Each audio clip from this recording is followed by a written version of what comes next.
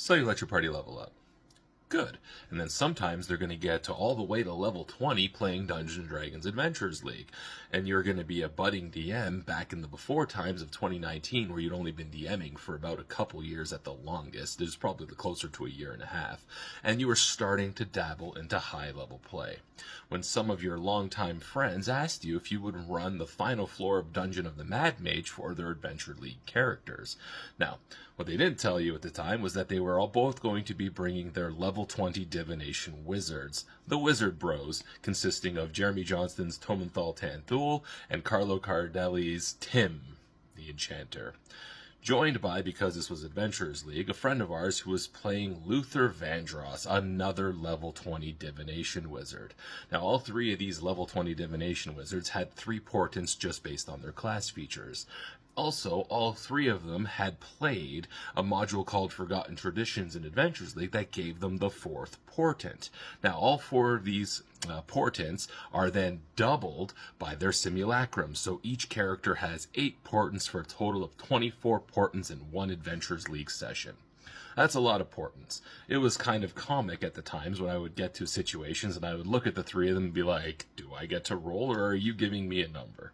And it got to the point where it was becoming kind of like just a funny thing at the table, where the Wizard Bros, which as they have been affectionately called since then, were just effectively dictating a lot of what was happening at the table.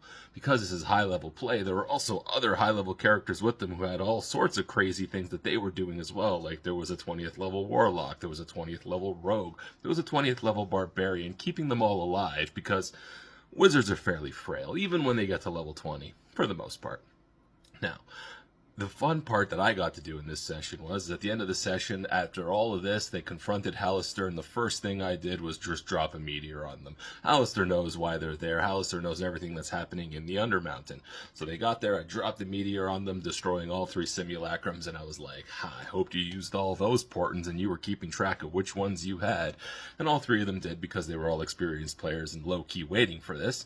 And then the fight ensued, and they ended up taking out Hallister and saving the Undermountain, and it was a great time.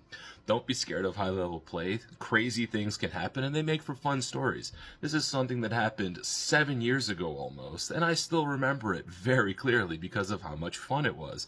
It was one of my first forays into high-level play, and it never scared me, and it kept going, and it kept becoming more fun, and now I'm a bit of an aficionado when it comes to high-level play. You can ask my Broken Chains people on Monday nights. They seem to be enjoying just how much fun high-level play can be. I'm Adapt. Follow me for more tips and tricks on how to play high-level Dungeons & Dragons, and don't forget to have fun playing the game.